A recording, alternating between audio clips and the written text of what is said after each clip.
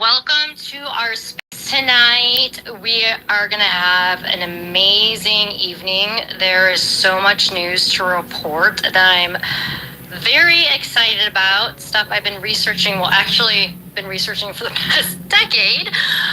Things that I've been researching and have been claiming will be coming into fruition for the past 9 years. And it's actually now finally all starting to happen. And the first big domino that we saw last week that we've been waiting for the longest time, of course, would be the indictment of James Comey.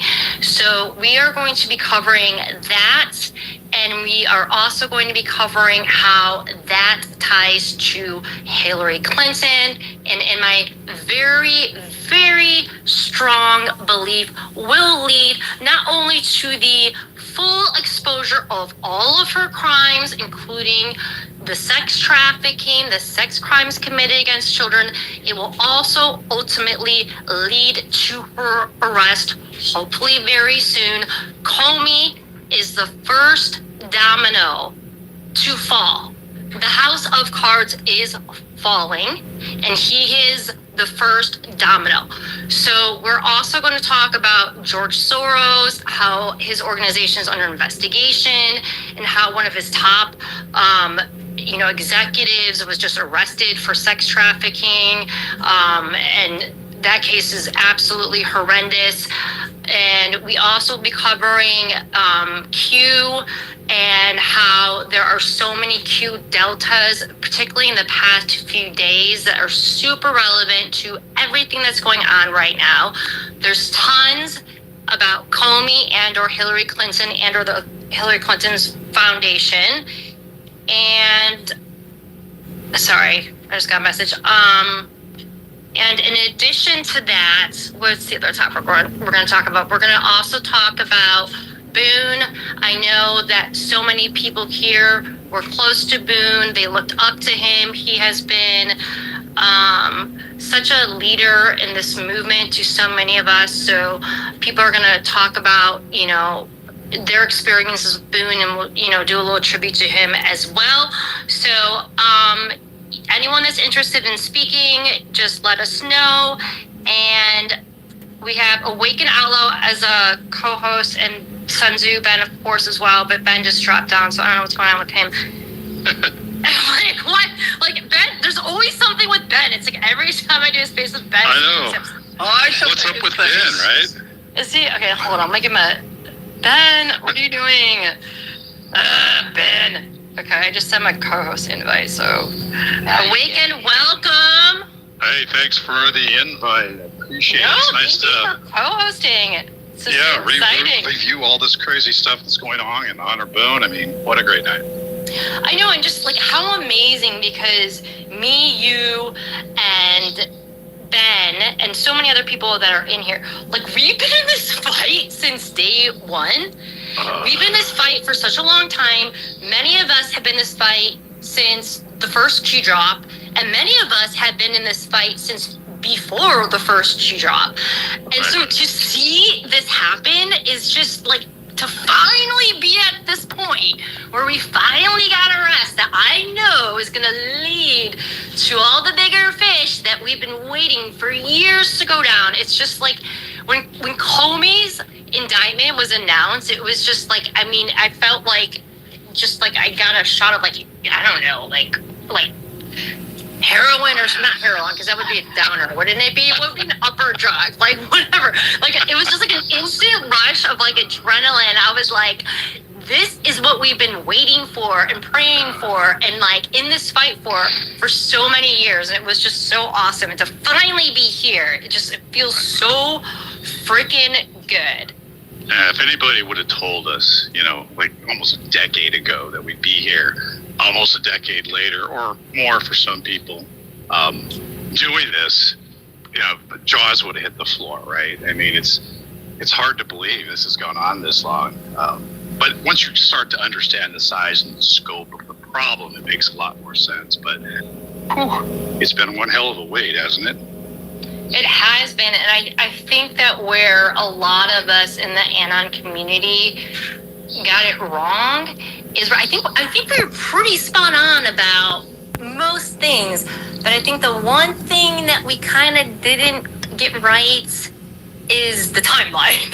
Right. And I mean, after the first Q drop, I'm like, oh, Hillary's gonna be arrested within days, and it's like here, and it's like here we are, almost a decade later, and it's like, okay. Well, so think about it this way: nobody had an idea what a 1 year delta was until we were over a year into it.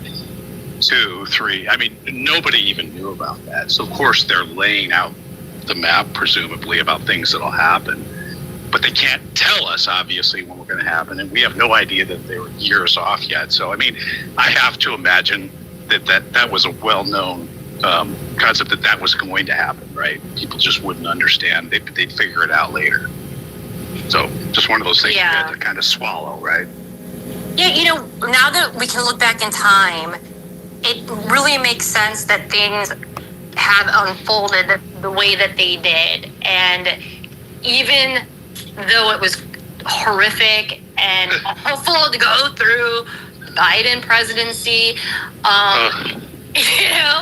it really served a purpose, not necessarily for us, but for the people that were already awake. They really needed to see, what Biden and the Democrats were all about. So it did serve a purpose. And I think as time goes on, we're all going to be able to look back at this, and despite as painful as it was, especially for the people on the front lines that really knew what was going on in terms of how bad it is with the corruption and the evil with the deep state cabal, especially when it comes to the sex trafficking, I think that when we, in the future, we'll look back at this and we'll understand why it had happened the way that it did. I look back at I think a lot of this personally started, at least this effort that we're seeing come to fruition, started after the Kennedy assassination. So when I think about God, it's been a long time, I try to remember the people that have been fighting on our behalf for decades before the first Q post, right? That have been well aware of the problem for a long time and have had to live with that, right? Kind of puts things in a little bit better perspective. But you're right about the pain. That loss to Biden, oh boy, that was a hard one that was a hit, right? Because we thought for sure Trump would win, and we just didn't understand. Just FYI, I'm not a Q-tard. I don't really believe in this stuff. I like to listen to all sides. I don't think that some great CIA operatives I don't know. I hope so, but that seems like opium to me. And Operation Truth or whatever, I don't know, but I do like listening to this shit. It's entertaining as fuck. Understand at the time. Didn't always know what was best for us, I guess is one way to put it. Absolutely. And okay, I think we got Ben. Ben, are you here? You back? I see he's down. There he is. Down with the sickness. What happened? Did you like that song choice there? That was my brother's suggestion. So. Nice. I had to get off my Wi-Fi because I always get kicked when I get off on my Wi-Fi. So that was the deal. That's why I dropped off. Oh no! I'm ready. Do you have deep state drones over your house again right now? Not yet, but probably pretty soon. We'll give it a few minutes. Probably inviting them. Thanks, Liz. Yeah. Nessun dorma, none shall sleep. There you go. Well, it comes with the territory. Well, I love the songs. I'm not really sure what that first song was though. It was an awesome song. That's what it was. Little dubstep. Okay, but who sings it? I think it's Disturbed normally. It's Down with the Sickness. All right. Ben texted me before we went live. He's like, "You got a surprise song." All right. So, okay. Do you guys? I want to start with. Well, why don't we start with James Comey and his indictment, and why don't we just start with Awaken and Ben, your reaction to that, and then we'll get into, the ties to Hillary Clinton and how the indictment ties to her and the foundation. Yeah, it's a great topic. I mean, when it kind of came down, like you, I was just finally, the ice broke. And now this isn't for the Russiagate things. This is, specifically around statements he made, leaks to the media. which is a great entry point. I believe, as do many others, there are superseding indictments coming where they can layer on additional charges and things. So I think this just gets in the door. When you buy the story that there was a holdup there and they had to quick get somebody in place because they were trying to run out the clock. And, I don't buy into some of that because I think to myself, like, there's too much at stake, right? And I ask myself, what's at stake? Everything. And if everything is at stake, then nothing can be done hand-handedly, right? They can't just sit around and kind of like throw darts at a wall. So when the Comey one came in, I think it's just the entry point.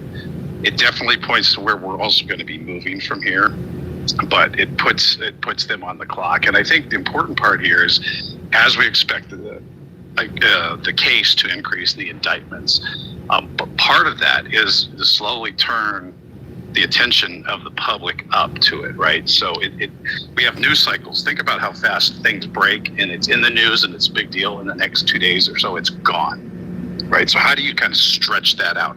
How do you get more and more people to flow in to pay attention to it, and kind of educate them along the way? And I really sometimes that we don't pay enough attention to the need as to why that has to take a longer time than we think it has to be stretched out. Well, they're also, sorry, Liz, didn't mean to interrupt. I mean, you got to think about the complexity of the situation. And I mean, a former president of the United States has never been indicted before, right? And so you got to lead up to that. And I don't think a former director of the FBI has ever been indicted for. Wait, Donald Trump was indicted. Well, that's true. President Trump was indicted, but let's just say like a full-on arrest or what's coming. So, but a former FBI director hasn't ever been indicted before. So you've got, again, you got to build these cases, and Sam can speak to that a little bit in a second, but you got to build up these cases. You have to have the evidence just right. And it is, like you just said, AO, it's a lead up to a superseding indictment. This is just the entry point. I think we're going to have Ivan Ranklin in here in a bit. Hopefully, he's supposed to come in and he can talk about it as well. But this is the build up, the entry point. And Liz, let me just encourage you all to repost the spaces. Liz also did a really good article. She put out our Project Defend and Protect the Children newsletter today for America's Future, and she really breaks it down well, and quotes Rudy Giuliani, who believes this is going to be the first piece in the puzzle to a larger RICO action that's going to bring in a lot more larger players. And that's something I've been saying for a while, that this is ultimately going to be a giant RICO action. And all under that RICO action, you're going to see all these other issues like the Clinton emails, the Wiener laptop. It's going to unfold. It's like peeling back the layers of an onion to get to the center point. And just I'll say one more thing to cast a big picture here. You gotta remember why this was happening. Why was Comey covering for Clinton? Why was Comey? Why was he lying? What was McCabe covering for? They were ultimately covering their tracks behind the election fraud, stealing the election from Trump, but they had to steal the election from Trump because if Trump got into power, then their house of cards comes crumbling down, and the stuff like the child trafficking, the money laundering, all of that is what they were covering up. So you're seeing the first piece in a puzzle, and the pressure will be placed on Comey to begin flipping on others, and he'll be sitting in jail soon, rotting away, and that pressure to flip on others, it may not be there yet. He may think he's big and bad now, but when he's sitting in Guantanamo Bay or wherever they're going to have him, that pressure is going to happen. And so all of a sudden you start seeing these other indictments unsealed.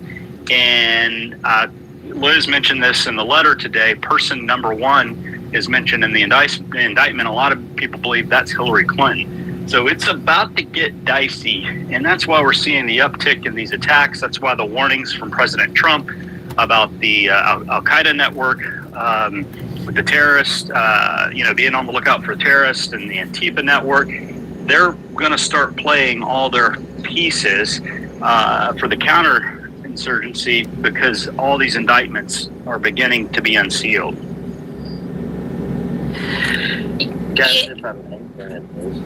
Yeah, well, I was just going to bring up the superseding indictment and/or more charges with James Comey. Mike Davis is saying this. There's a lot of people actually saying that this is going to happen. And Sam, I know you can speak on this, but I just want people to understand that.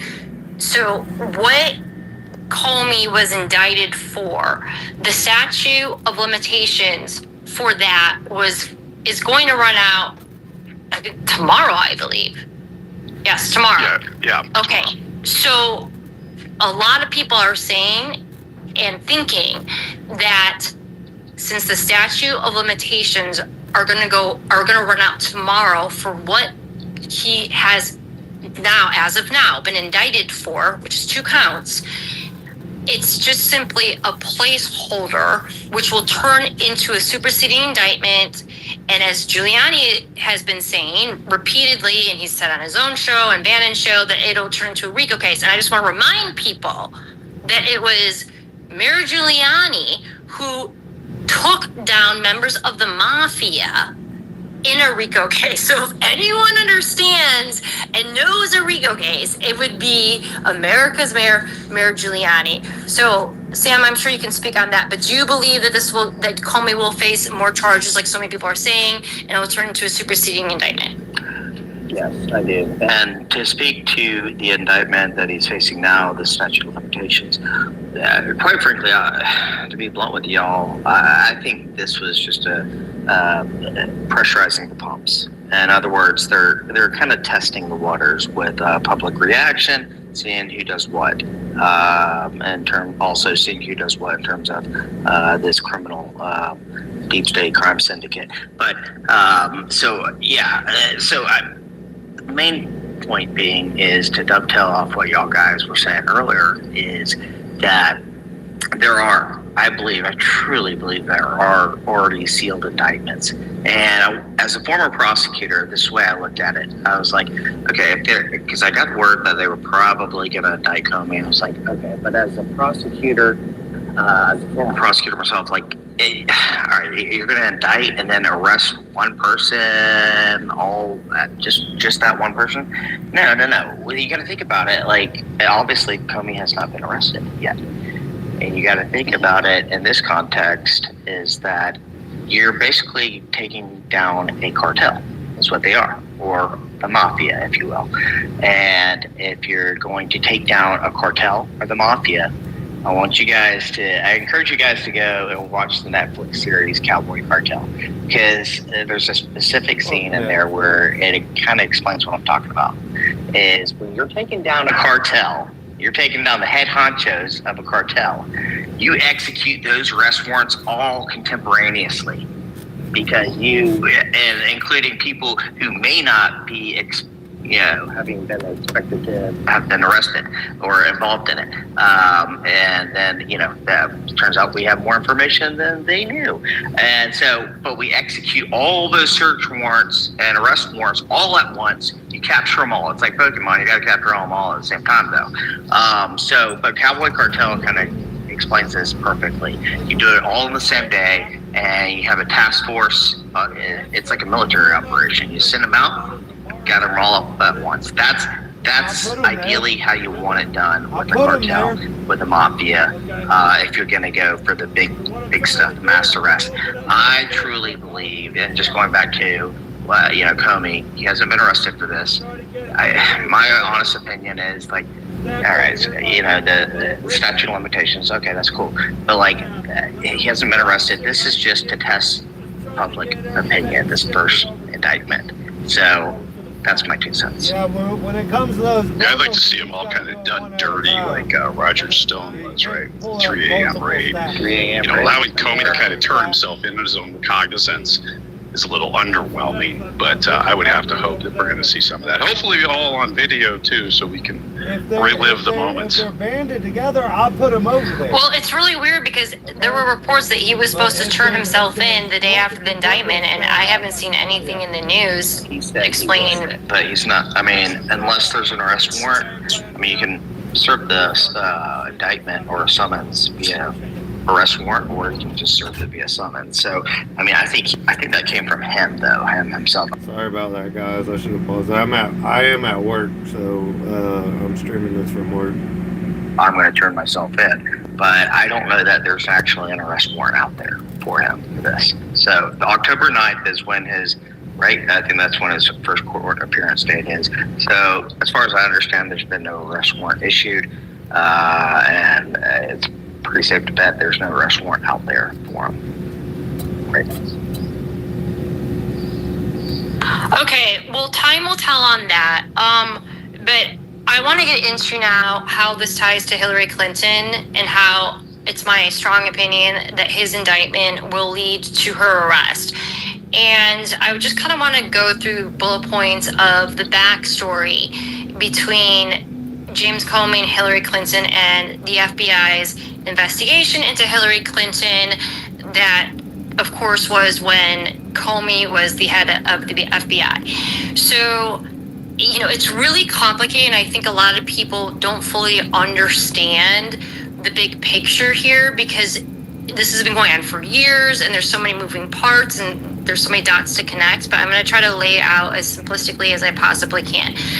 So, back when Hillary Clinton was Secretary of State, she was using an illegal server for her emails for classified information.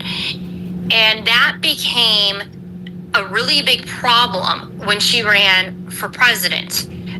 Starting back, you know, when Trump ran for president back in when they announced, I think both of them announced in 2015. I know Trump did. And that became a really big problem for her. So the FBI was quote unquote investigating this in 2016, and Comey came out in I think April or May of 2016 and said that they investigated, you know, her illegal use of this, you know, private server for her emails, and then he claimed that there was no classified information on this private server, which of course turned out not to be true. And he ended up saying that she acted quote unquote reckless, that he did not recommend charges against Hillary Clinton. And years later, it came out that before he even really fully investigated the case, he already drafted a statement to exonerate her, meaning the fix was already in, okay? So that's what happened in 2016, you know, like April or May, right? Fast forward to October of 2016.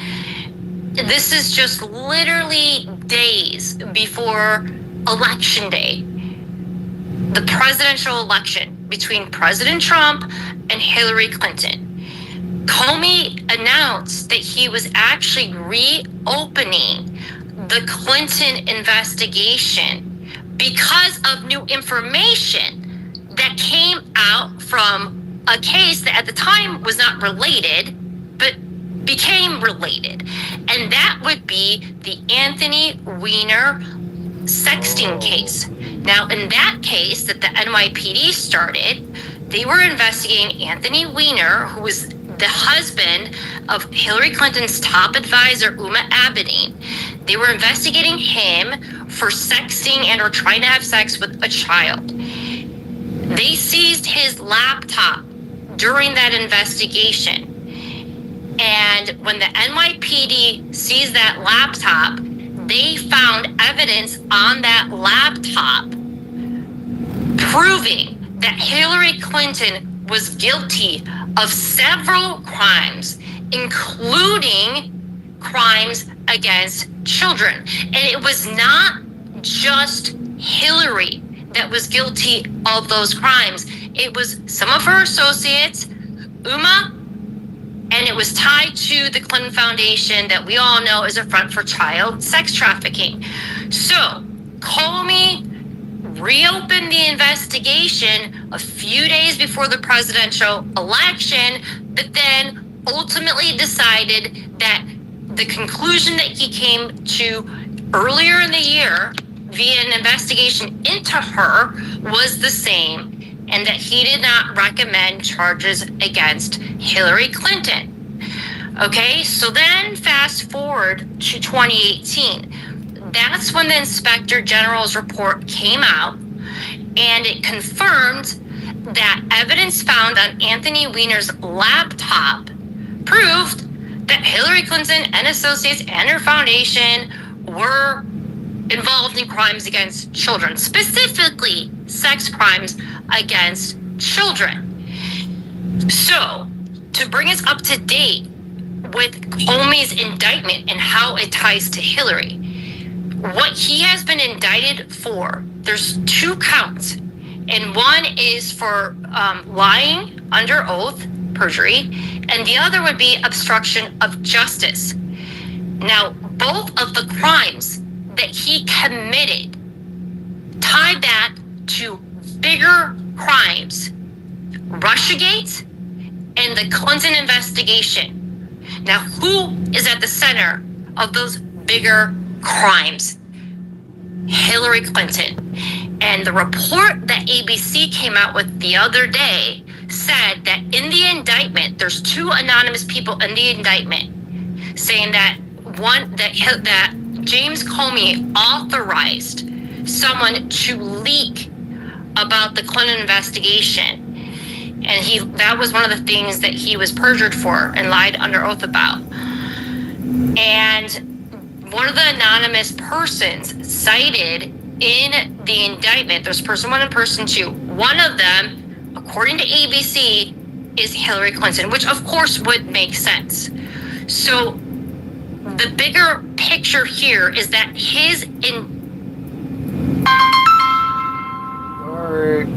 indictment is directly related and tied to much bigger crimes that Hillary Clinton is not only at the center of, she's at the top of. And that is why I'm 100% convinced, without a shadow of a doubt, that his indictment will lead to the bigger fish and Hillary Clinton being at the top of that pyramid.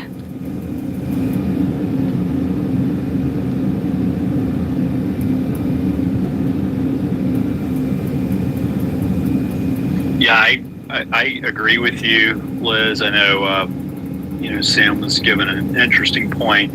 I mean, I think Comey's going to be arrested myself to put that pressure on. But it leads back to Hillary Clinton ultimately, and then I think Barack Obama will get tied in there as well. And you traced it well, and you gave the connections. You traced out the connections well, because it's somewhat complex trying to understand, the rationale behind why they indicted Comey just on those 2 counts.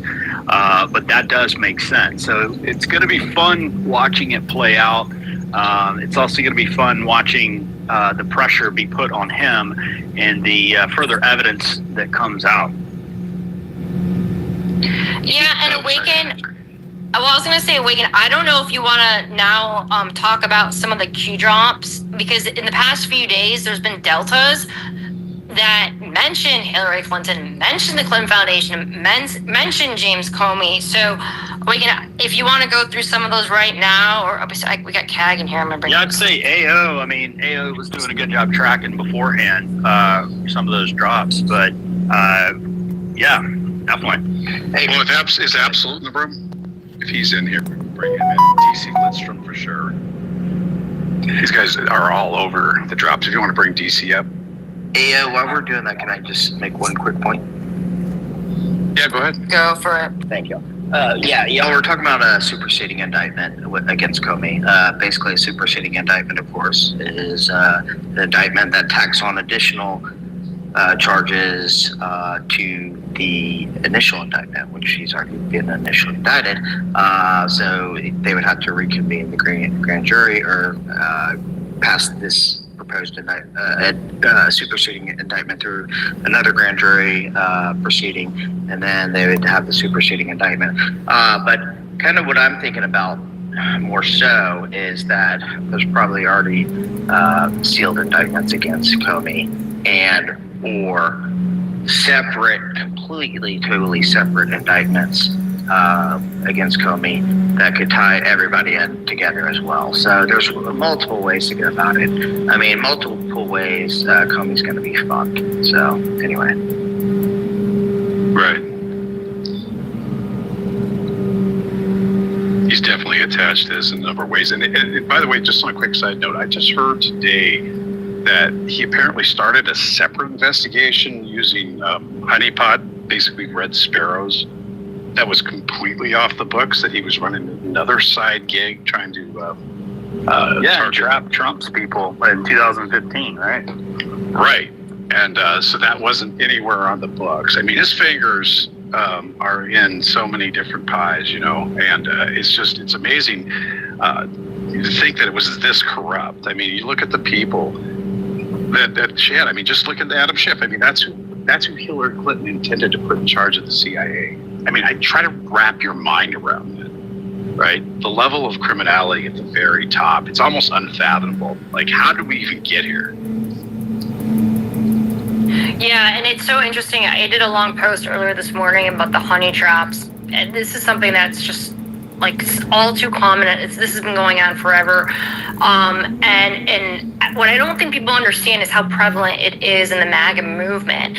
But you know, it's insane because even Fox News Channel covered this, that he had allegedly, you know, 2 women that came in to run honey traps on members of, you know, Trump's team. And I'd love to know who those men were. But this is something that is very common. It's a tactic that's used all the time. And like I said, it's been going on forever. But this kind of stuff happens a lot, particularly in this movement. And it's common. And I think that there's probably a ton of people in this movement, high-profile people, that have either been targets of honey traps and are currently targets of honey traps. But the fact that the mainstream media even cover this is crazy. That, you know, it just goes to show how deep the corruption went.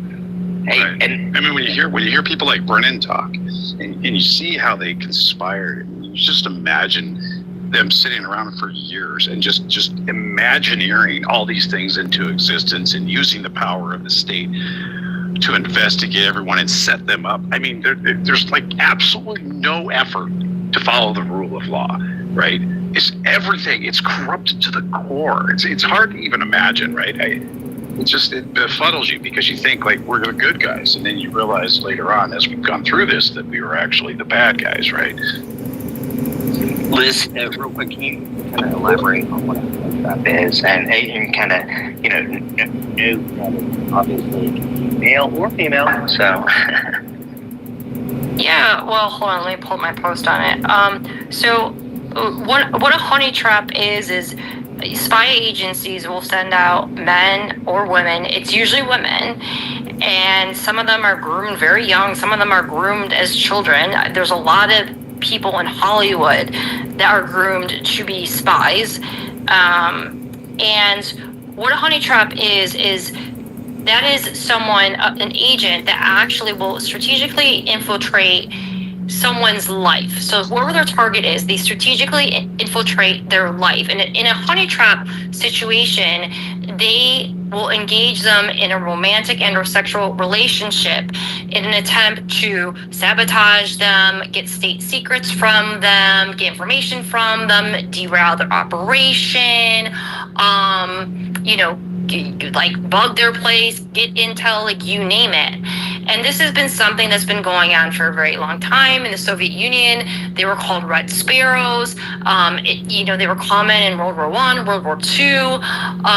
And some of these spies will go so far, literally, to marry their targets and have children with their targets.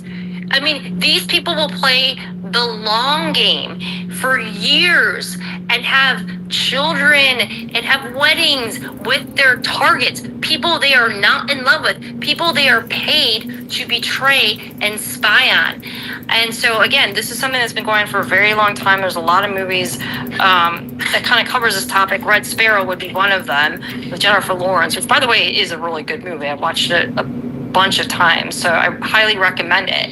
But this stuff has not gone away. If anything, I think it's gotten way worse. And again, I can't emphasize this enough, I think it's very prevalent in our movement. Yeah. What? Can we bring DC up to speak?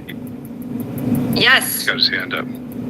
Hi, I'm right here. Hi, guys. Great, gotcha. We were hoping to go over some of the deltas, so I wanted to get you. I see Rambo's in here and Keg, some people that know this stuff, but there's a bunch of them right on the horizon, right? I mean, that are coming up starting tomorrow. With 4800's a big one. As far as the hunt, the hunters become the hunted, with the infamous Red October graphic, but we're kind of heading into it this year. So, including that one, are there others that you've looked at that you might want to point to?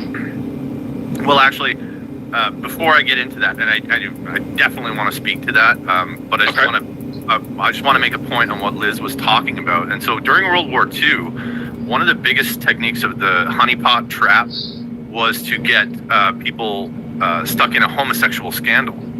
That was something that they used to do because homosexuality back then wasn't as widely as accepted as it is today. And so that used to be a form of how they would catch people, and then they would blackmail the crap out of them. And that's how they would get the secrets or get the people that they were turning to do things that they wanted them to do. So I just wanted to make that point. But with the upcoming deltas that are coming, yeah, absolutely. We have Red October looming on the horizon within like 2 days. And that's a big thing, because if you actually go back through the Q drops, a ton of Anons had asked Q about the meaning of Red October. And, I don't think it ever came to a head where the actual Red October was actually decided upon, like this was what it meant. And to be honest, when you look at the context of Red October, and then of course you see the communist agenda, and of course, what do we used to call the former Soviet Union? The Reds, right? And so the Bolshevik Revolution, yeah. Bolshevik Revolution, the Communist Party was, red was the color of the flag of the CCCP. And didn't that happen in early November, right? Because against the calendar, their Red October Rebellion happened actually at the beginning of November. But I just digress. I just happen to remember that.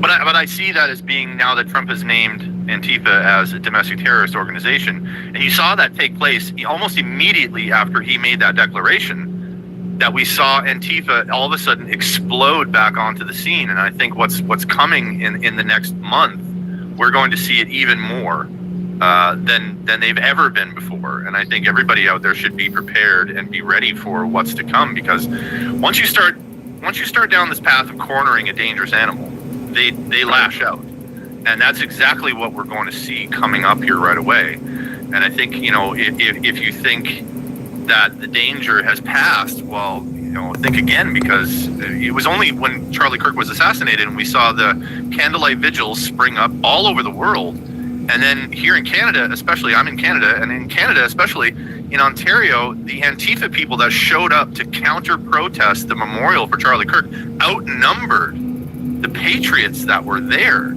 And the police actually had to force the candlelight vigil people to leave, because otherwise it was going to turn into a violent spectacle. And of course, we saw this happen in 2020 with George Floyd. When they thought they were in a position where they were going to get cornered, they lashed out super violently. We saw cities across America and the world on fire. So I mean, yeah, it's and personally speaking, from my stance as a Q person, I would definitely be looking at these deltas, because they have been lining up very eerily accurate, to say the least.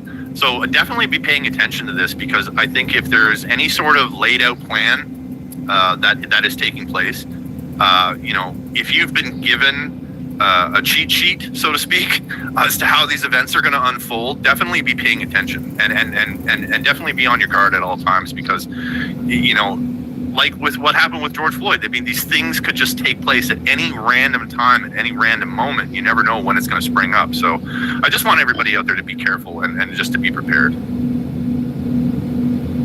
And, That's a good point. DC, I was going to ask you, the first Q drop talked about Hillary Clinton's arrest. That was October 28th, 2017. That Q drop was the first one, as I mentioned, but the anniversary, the 8-year anniversary of that is coming up in a few weeks. And the other Q drop that I think is really interesting that I think ties to that Q drop is on Friday and Saturday, we will fulfill the MAGA promise, or it says something like that. And it's my strong opinion that the MAGA promise is to lock her up.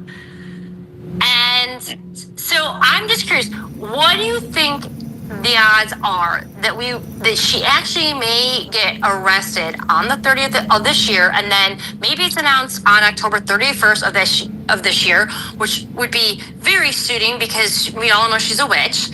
But if it is announced on October 31st, aka Halloween, like her favorite holiday, that would be a Friday. And I mean, I don't know. I think that would be a perfect time for the MAGA promise to be fulfilled. But like, what's your opinion on that? Like, do you think that we actually might see her arrest come in October of this year?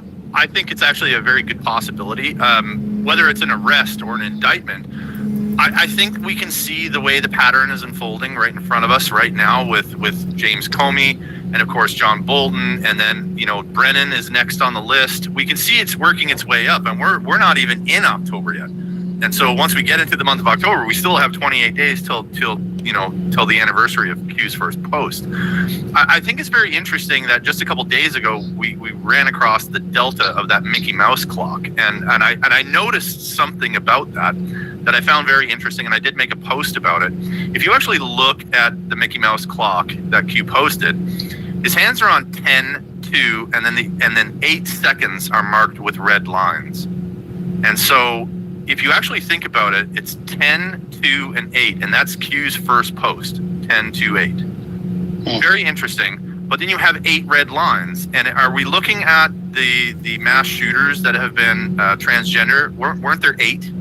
So wouldn't that be 8 red lines? And then we come to this point now that we're seeing an explosion of violence taking place from the left in retaliation to the things that are happening. I think we're lining things up in a way that is probably going to play out in that fashion. I don't think, if I was the Patriots and I'm looking at the audience that's here right now, and everybody in here, from the smallest accounts to the biggest ones, we've been in this movement for years. How much longer do you think they can play this out in regards to keeping us attached to it without starting to go back on it? Because I mean, we're getting to the point now where people are starting to get really pissed off, and we need to come to some sort of conclusion. Otherwise, we're going to start to think, well, we've been duped. And I mean, I've been getting that comment by tons of shills over the years, nonstop. Oh, this is all just a LARP. You've been duped, blah blah blah. But that being said, patience only goes so far. And I think now that we're seeing some of these things happen, I think we're heading towards the crescendo of this movie. Yeah. And I think Liz, you're spot on with your assumption that we could possibly see that arrest take place here.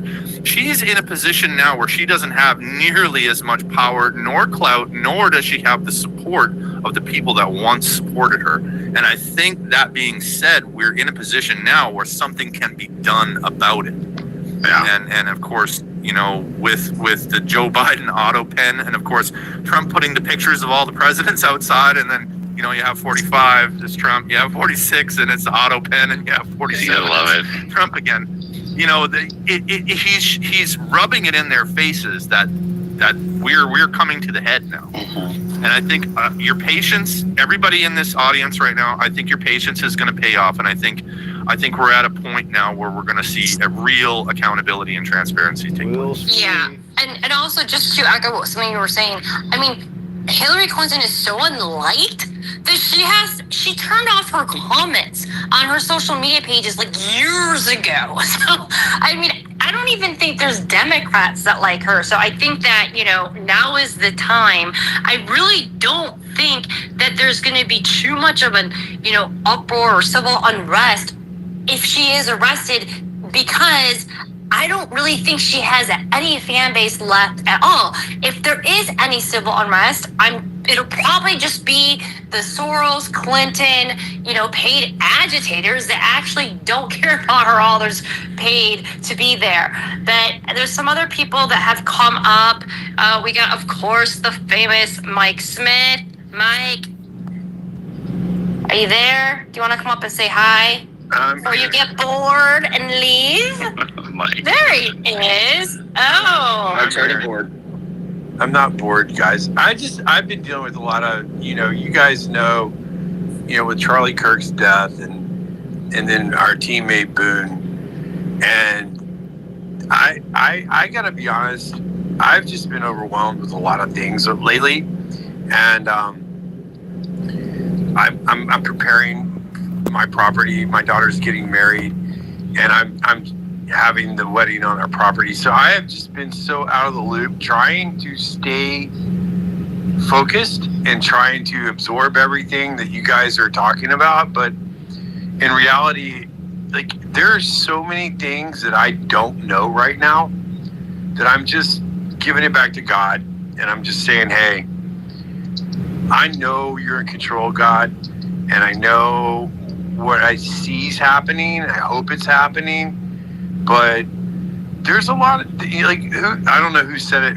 I was listening, but they're pushing back and they're freaking out, and I think we're winning. And I don't know, but I wish I had more to offer to the conversation, but I'm really enjoying the conversation. So I'll just be quiet and listen. But Liz, thank you. And, obviously everybody in here, there's so many Anons and, Sun Tzu, Waking Outlaw, you guys, all you guys, DC, I mean, shit, the whole, this is a who's who of Anons.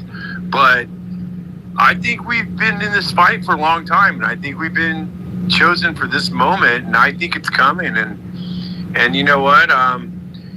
You put a corner, you study Sun Tzu's Art of War. It always tells you leave your enemy an escape path. But this time, there is no escape path. It's either we win or they win, and it's game over or we win. And I think we're in that moment right now.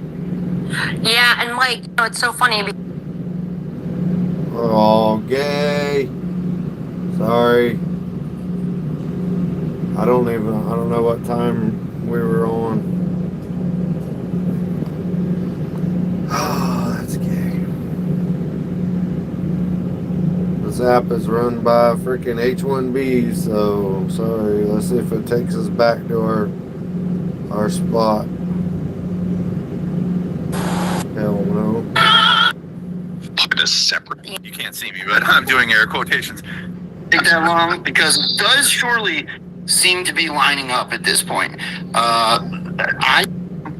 But If anybody knows what time that we as were we at, march forward, we've all put in, If anybody goes, I'm looking at this audience, and I'm looking at some of the old school OG Anons, and I'm looking at everyone in this room, and I'm thinking man, we have been in this fight for a long time. We were right around here somewhere. And I didn't have any Military admirals and generals from around the world, they're having this big meeting at Quantico tomorrow. I found it. Any insight on that, or what you think that's all about? I have no insight on it. Are you asking me what I think that means? Yes. Okay. Yes. I don't think that's a random thing. Well, even the media is saying it's unprecedented. Yeah, something like it's this. never I happened. don't think It's that's never a happened. random thing. Yeah. I think, can I just say this? I mean, I'll say it, fuck it. I'll just say it. I think we're at that moment where either we're going to win or they're going to win. And we're going to have to, it's going to be some choices. And that's just what it's coming. This thing has to come to a head in some degree. And I feel like we've crescendoed to a point where something is going to happen one way or the other. And that's what I think all this is about. Well, the endless has to end at some point, right? Or what's the point? Yeah, I'm not a prophet or some kind of ninja scholar.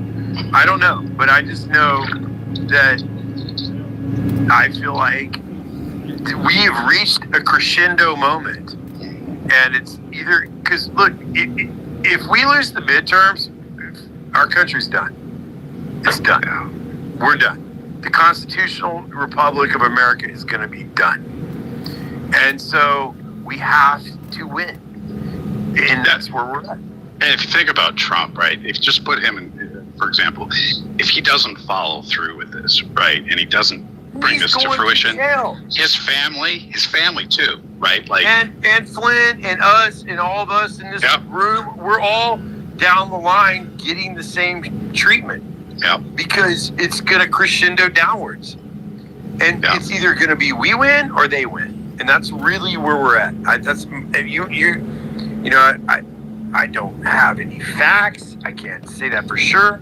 But that's where I believe, after being in this fight for as long as I've been in it, I think that's where we're at. All right. I often talk about, you're looking at Trump, and I just use him as a barometer. So, when you think about how our prospects look, I look at Trump and I'm like, he's talking about the golden age, right? He's talking, positively. And it's like, we don't know for sure, but I know I trust him. And he looks like everything's okay. That man is not a quitter. Right. That man is not a loser. That man is a smart, tactical guy. And he is not going to lose. I'm just saying. I don't think he's going to lose. So when I hear all this bullshit about Trump, I'm like, You might want to read his book. You might want to study the man. You might want to look into him, because that dude's a winner. Look how he handled Bibi today. Yeah. There is something to be said about the plan, and I'm doing air quotations right now. You can't see me, but I'm doing air quotations. There is something to be said about the plan, and it was actually a famous quote from President Eisenhower, and he said, plans are useless, but planning is essential. And so plans change constantly. Brother, that's the truest thing I've ever heard. I make plans all the time, and guess what happens? Something goes wrong. God laughs. Yeah. God laughs at your plans. That's what happens. I was like, okay, that was gonna be the deal. I'm tracking you, man, 100%. Try planning anything. Wendy in the house. Hey, Wendy. We heard Wendy back there. Try planning a wedding. Mike's better half. My 33 years, better half, will be married 30 years this year. Aww. It's gonna be cool. Wow. But I'm not going to have any money to celebrate that because I've been paying for this damn wedding. You need to watch. Did you ever see the movie? What was the movie with Steve Martin? Father of the Bride. Oh my God, you gotta watch that. Oh shit, I can't. I'm not doing it. It is like exactly the most appropriate movie you need to watch. It's hilarious. Oh my God. Oh, Father of the Bride. Father of the Bride. That's it. The chippa chicken. We will have the chippa chicken. He does everything he can think of to save money for his daughter's wedding. That's costing him a fortune. But I got whatever. I don't get. Socrates said that what he knows is that he knows nothing, Mike. So you're in pretty good company. That's pretty much what I say. The more I learn, the more I don't know what I don't know. Right. That's what I don't know. So it's funny. We've had to come to embrace that, haven't we? And it's okay, right? Because you get back, there is a degree. All right, let's get back to the topic. Speak up, guys. It's. I know. I mean, I've had this talk with our team a bunch of times. Hey, man, everybody thinks they're anonymous or they're anons. You know what? You guys aren't.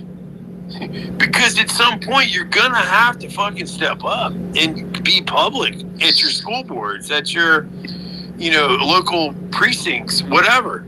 But if we're gonna take this back, we've got to be vocal and resist.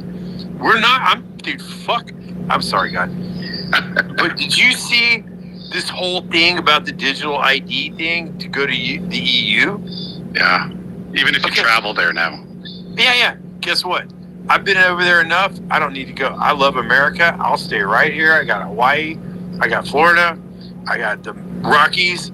I don't need to go. Well, I don't need to go to Europe. I'm not doing the digital ID. For the people that don't know, when you travel to Europe now, you have to give up all your biometric data to travel there. So Yeah. just the act of traveling is to give that up. So I would think that would hurt their travel, their tourism. But It should hurt their travel and tourism, but They don't care. well, They don't you know care what? about that. Most people are sheep, and they're just gonna go do it anyway.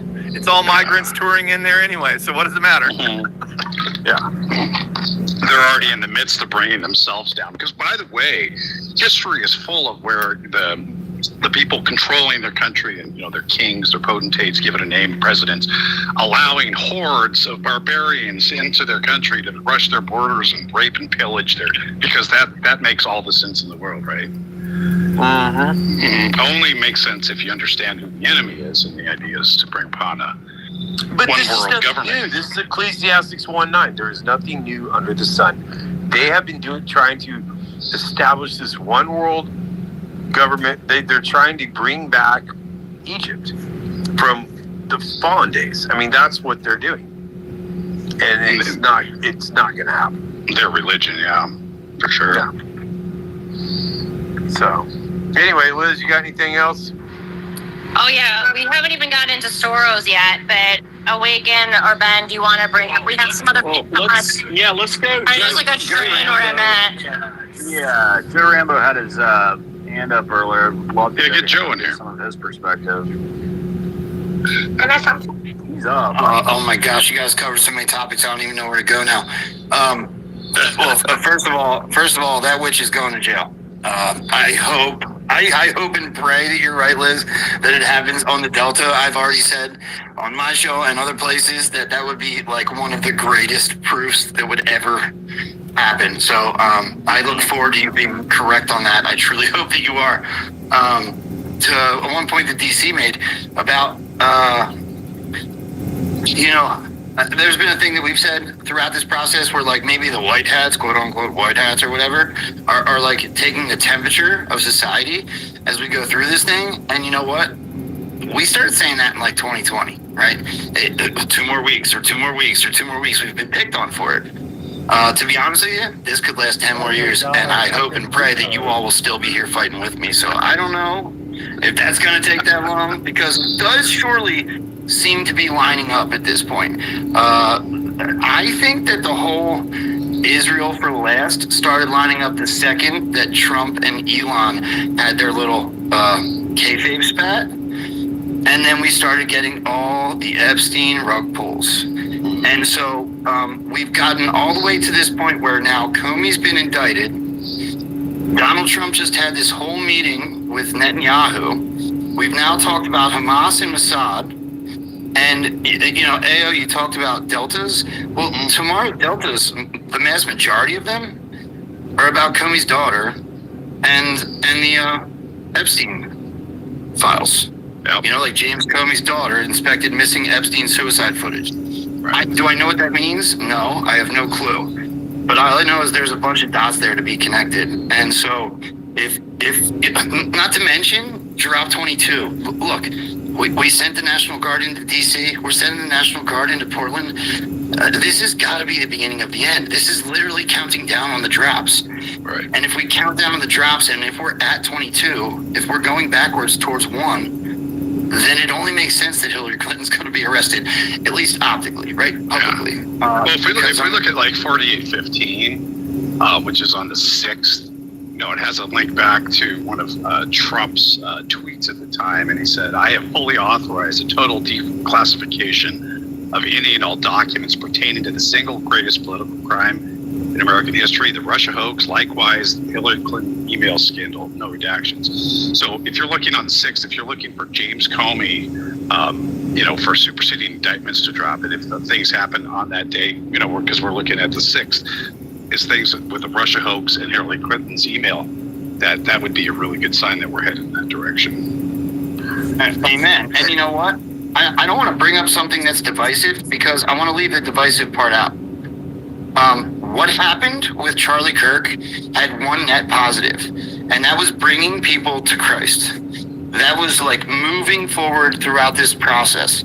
It doesn't matter what you think happened. It doesn't matter what I think happened. It moved us a few steps forward to the Israel for Last post, in my opinion. Right? So I don't even want to argue with anybody about it anymore. I don't care if people agree with me or they don't agree. I don't care. I know that the same net positive came no matter what you believe. And so that's what I'm very happy to see, because I do believe it puts us just one or two steps further towards that, Israel for Last and that Hillary Clinton indictment. And then definitely crystallize. Rachel Chandler as well, too. Right. That brings us one step closer to everything. Oh, yeah. Thank you, Nathan, for bringing that up. Marjorie Taylor Greene dropping Rachel Chandler's name the other day out of nowhere on X. Well, yes, but it was a quote tweeting a tweet that was about Jeffrey Epstein, and we know that Rachel Chandler was also a sex trafficker for Jeffrey Epstein, but way worse than Ghislaine Maxwell. And so, and what is Epstein? Well, Epstein is Pizzagate, Hillary Clinton, and ultimately Mossad, right? So I think it's very obvious to those of us who have been paying attention that we are definitely in the Israel for Last phase. And we also just had a Delta the other day mentioning that this is a marathon, and it clearly has been a marathon because we have the 8-year anniversary of the first Q drop coming up in a few weeks. But if we, go outside of the Q drops, if you look at every single thing that people from President Trump's administration is saying, from Kash Patel to Pam Bondi, and then people like Mike Davis, they're saying this is just the beginning. There's going to be more arrests. No one's above the law. We don't care if you're former intelligence head or if you're a billionaire. Like, they're all saying the same stuff. And then Mike Davis went so far as yesterday tweeting that he is confident that all the co-conspirators of Comey will be arrested by February. And let me tell you something. I've known Mike for several decades. He's been a very close friend of mine, and he's never wrong. He has never been wrong. He's like a Trump.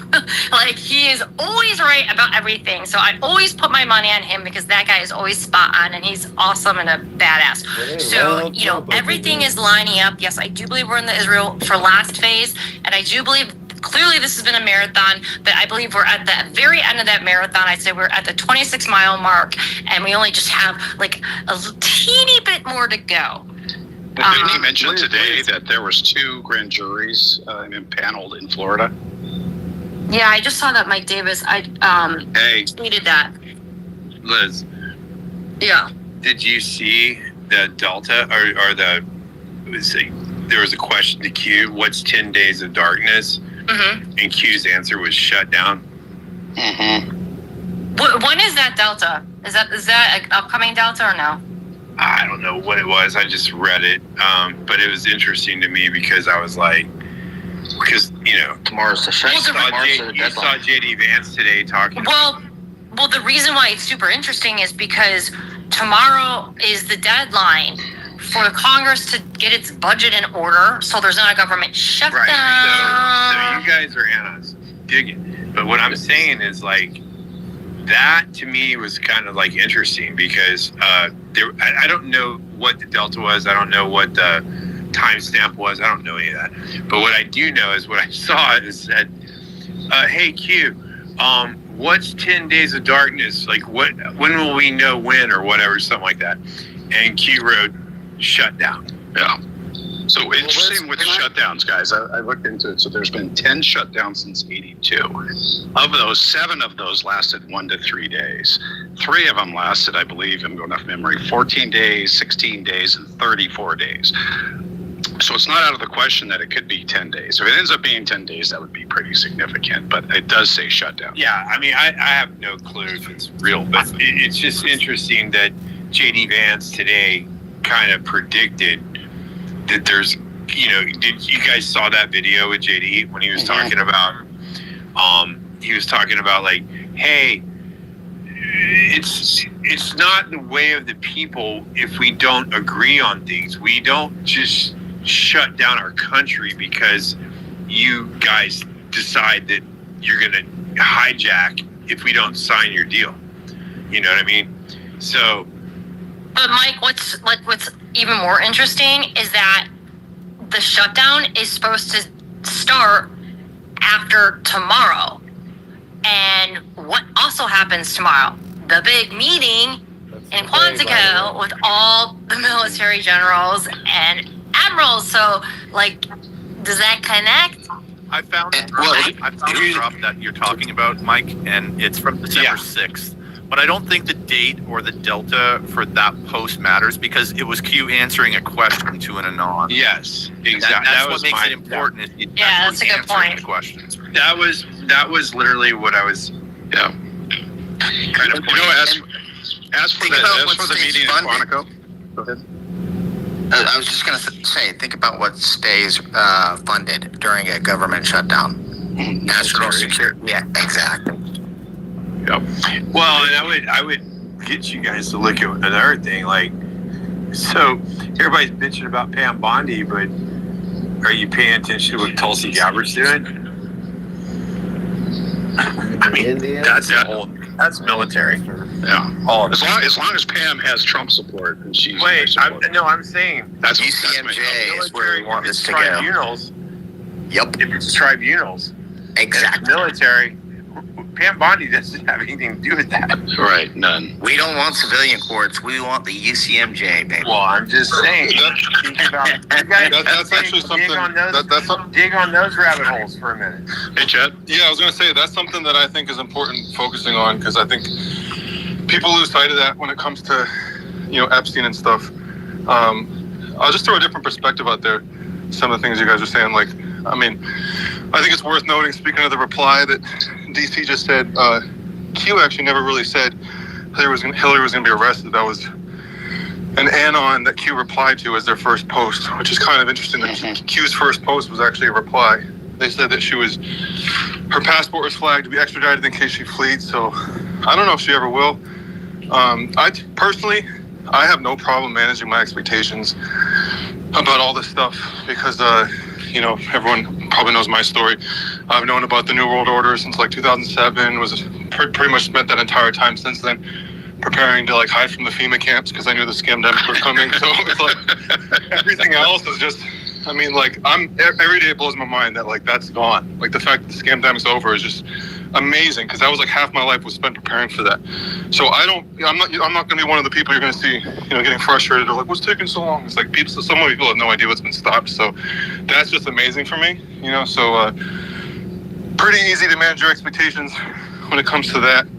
And then as far as as far as Epstein and stuff, I know everyone got real black-pilled and upset about that, but speaking of the distinction between civilian and military, I think it's really important to say that, if Epstein was a front for a foreign entity, like we all pretty much know he was, and that foreign entity is really just a front for a global mafia, they have nuclear weapons, and they have something called the Samson option that they're holding the world hostage with. So that would, make it transcend a normal DOJ jurisdiction into being a national defense scenario for the military, for military intelligence. So I wouldn't expect it to come out of the DOJ personally. I think that's an active, ongoing, covert situation. And so, the fact that we're not seeing anything, there's all types of things about the Streisand effect and all that too, but that's the way I look at it, is it's an ongoing situation. So people demand whatever cash and Bondi are putting out, I don't even think it's here nor there because it's actually really a lot bigger than that. And it's a national defense. Well, to break in real quickly, because this gets back to that meeting that's happening. Well, that's what I was going to get to. That's what I was going to get to. So I thought it was really interesting that the meeting was announced the same day that Trump said he wouldn't let he wouldn't let Israel annex the West Bank. I don't know if it's connected, but it sure seems to be notable timing. And the fact that it's happening the day after this plan was announced is pretty notable to me as well. That they don't seem to be too excited about that plan. That pretty much sabotages the whole Greater Israel project. And if the plan goes through, Netanyahu has those trials that he's facing, and dude might end up in jail. So I think they might do everything they can to sabotage it. You got Ben Gvir, all their sort of extremist, supremacist cabinet, totally silent on it. They're not happy. So it's pretty interesting timing. And the other last thing I was going to say, and then I'll get off. I don't have a whole lot to say. But I was going to say, speaking of all this, and this greatest ally. General Flynn kind of pointed the spotlight on who might be worth investigating for the Charlie Kirk assassination. So I don't know if everyone saw that. It's pretty friggin' notable that he... Wait, what are you specifically talking about? When General Flynn quote tweeted the Post talking about all the different Israeli connections to Charlie Kirk's Kirk's assassination. That's pretty crazy. That was pretty crazy that he actually went there, and I'm surprised that didn't go more viral. I mean, it's a really big deal that he pointed that out. But I would just liken it to the same thing as Epstein personally. The way I look at it is like anything that DOJ or Cash and them putting out, like a lot of the stories are kind of don't add up. There's a lot of stuff about Tyler Robinson doesn't make sense. And, I look at Candace Owens, she's good friends with him. A lot of the stuff she's uncovering, everything everyone's uncovering, story doesn't make sense. But I don't hold that against the DOJ because just like Epstein, if that's true, and it ties to this greatest ally foreign entity, then that's the national defense scenario. It's not for the DOJ, that would be military. Hey, Lauren Loomis said Israel. Got Are we really going to talk about Larry? Wait, Kat, before you go, I want to ask you a question. What's your opinion of President Trump forcing Bibi to apologize to the president of Qatar today? That was so huge. I mean, it haven't been I didn't get to see it. I was out, but it's just crazy. And let me just add this. And then for him to not only force him to apologize to Qatar, but then he also offered for him to take questions from Israeli news reporters, which are not friendly to him. You can tell him he started coughing. He's like, oh, he got all worked up. But here's the other thing. This is the first time in history today that a visiting prime minister of Israel did not have a color guard welcoming them. I saw that. Not just the first time in this administration, the first time in history. This has never happened before. I don't know what it means, but it's definitely notable, and it could signify something much bigger, because it's not an oversight, because they don't make mistakes on that. That's too important. That's a massive circumstance of it all. Yeah. But Cag, do you think that number one, Israel could be in submission, and B, part of them being in submission is they have to kind of part of the deal is they have to expose themselves? Because I've been watching the things that Bibi's saying, and just all the stuff coming out about all the influencers they've paid off, and then their videos, and it's it just seems so over the top, so bad. I don't see how they have all of the money in the world, they have the best PR team in the world, and I'm what sane PR person would ever tell any foreign leader, say this, do this? It just seems so over the top. It almost seems like they're self-sabotaging themselves on purpose. I personally, I don't think so. I know it's not a popular opinion, but I think Israel is the only one that didn't submit, aside from Ukraine, pretty much the same thing. But otherwise they wouldn't have been massacring children in Gaza for 2 years straight. And people, rightfully point out that Israel receives more foreign aid than any country in the world from us, more than Ukraine. So you can't, going back to the Sol Sampson option thing, you can't just simply cut funding, because in the 12-day war with Iran, there was some Israeli defense analysts that were saying they were on the verge of rationing air defense missiles for the Iron Dome, and they were facing an existential crisis. And then all of a sudden Trump intervenes, stops the whole thing, takes away their excuse to drag us to war with Iran. But for people who know what the Sampson option is, go look it up. So they can't survive without U.S. aid. So I think people who get upset with the aid to Israel, it's not an easy thing to stop. It's like the movie Speed or Die Hard, which, funny enough, Q mentioned Speed. But no, they're doing atrociously in the information war. They're admittedly losing the information war. Even some of their Hasbara shills are admitting this. Charlie Kirk was kind of pleading with them to stop and change their tactic. And I think it's what the 4 Side division said. They said, if your opponent is choleric temper, provoke them, because it's like Q said. They're being forced into the light for all to see. And then we all know the thing. Sometimes you can't tell the public the truth. You must show them. I know we all said. I think that was about a lot more than just the stolen election, because they said a deep a deeply entrenched enemy can only be exposed or be defeated through game theory. And so I think that's happening. I think the can't tell them, gotta show them is about this whole Israel first scenario, and I think it's still happening right now. I think it was about a lot more than 2020. But no, I don't think they submitted. I think they're being drawn out into the light for everyone to see, and it's working. Like, most people, especially the younger crowd, are like not supporting it. You know, they don't want our tax dollars subsidizing, you know, foreign countries' healthcare and their bombs to wage war on the rest of the world and all that. Well, real quick, before you go, Drago, I mean, did you catch that part where Bibi was saying that if this fails, if Hamas fails to agree, then it's all on Israel? Like, we will take, and well, that's the thing, and that's like, you know, Matt Gaetz just exposed the other day. Which, by the way, speaking of Marjorie Taylor Greene and Matt Gaetz, you know, Trump said Matt Gaetz had the secret. It's like, wow, he's like a red pill factory right now. And same with Marjorie Taylor Greene. It's like they're coming out saying all the stuff that our, you know, cherished leaders can't. And Matt Gaetz is on freaking OAN talking about all this stuff. Like, this is Normieville, and he just red pilled millions of people on OAN that Netanyahu funded Hamas with $30 million a freaking month. And then, like, even Charlie Kirk, the biggest Israel supporter in the world, like, realized, like, there's no way that was an oversight. Like, they must have let it happen. There had to be a stand-down order. So, yeah, I mean, that's the big concern, is that, to me, in my opinion, Hamas is Mossad. It's all just, like, they're just an excuse to falsely justify their ethnic cleansing, you know, project that they're doing. And so that's the big concern, is if they don't accept the deal, then it all gets sabotaged, which would save Netanyahu from going to prison from his own corruption in his own country. So who knows? Maybe that's what the military meeting is about. Like, if they can stop Hamas Mossad from sabotaging the deal, then it's game over. So I don't know. I mean, that's the concern, is that they don't accept it. And Kat, didn't they use Qatar? Didn't they funnel the money through Qatar to fund and it looked like they submitted for sure. They gave them a freaking jet. So they use Qatar to fund the money for Hamas, and then their propagandists, like influencer shows, are saying like Qatar, Qatar's like they're blaming it. It's so ridiculous. It's like, dude, you pay them $30 million a month.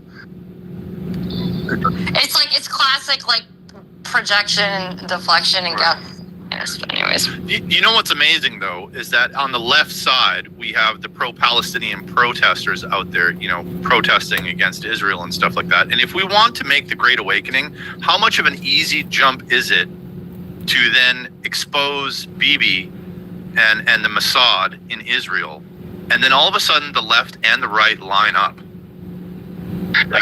Wait, DC, I'm glad you brought that up, because I think about this a lot, actually, because Hollywood is never divided on anything, ever. Like, remember, like, when the Ukraine war started, they were all down the line, all of Hollywood, Ukraine, none of them were for Russia. You know, like, take the vax, Ukraine, like, whatever it is, they're never divided on anything. And what I've seen when it comes to Israel and Palestine is like there's a divide, and I've never seen it before. Like, in my 9 years of being in this movement, I've never seen Hollywood be divided on anything. And so, like, riddle me that. Like, explain that. Is that a white hat thing? Like, why is it that Hollywood is divided on this issue when they're never divided on an issue? And if they do stray from an issue, then that person's canceled. Because they realize that they would lose public support. I thought about this a lot, and that's a good point, DC, because you know, crimes against children unite across party lines, right? We all thought that was going to be Pizzagate. I think it's Gaza. Right now, at least, it is. Because, like, if that's not a red line, bombing children, then nothing is, you know. And so right now you have the right and the left coming together, be like, yeah, we can agree on don't bomb children. And so that's already happening. But of course they infiltrated, you know, both sides. You got the left infiltrated with the sort of Antifa communist types burning American flags. Weird, they don't burn an Israeli flag, by the way, but they burn American flags to make it make it a communist, camouflage communist psyop to keep conservatives away from it. And then you've got, you know, genocide Shapiro on the other side doing so we're infiltrated from both sides. But yeah, I think that's already uniting the right and the left. Genocide Shapiro. Classic. I agree with that. All right, Ben, or AO, do you want to bring some other speakers up? I see Liz is in here. Who else is Yeah, I want to say something real quick, too, just on that, because remember, we'd mentioned the generals and admirals all being called in. So it's unprecedented. It's never happened before. That's obviously makes it, our ears perk up. I read a really good take on it from a former officer, and he just kind of gave his idea on what it might be. And I think he's probably pretty correct. It's kind of a come to Jesus kind of moment with Hegseth up there, reminding them, that they need to take orders, and they don't have their private fiefdoms to do kind of what they want, and they need to. And anybody that disagrees on taking direct orders and taking them as their own, he would accept their resignations, kind of, bringing it to that line. And that is something that I would think would happen before the hammer dropped, right? Basically, make sure they all know that their asses are on the line too. So I just think the timing of it is pretty telling. Guys, just a random thing I just saw from Caroline Leavitt, and the White House is like they're honoring today, I guess, is the day of the feast of St. Michael the Archangel. So just interesting. Nice. Well, yeah. What's up, Liz Churchill? Liz Churchill.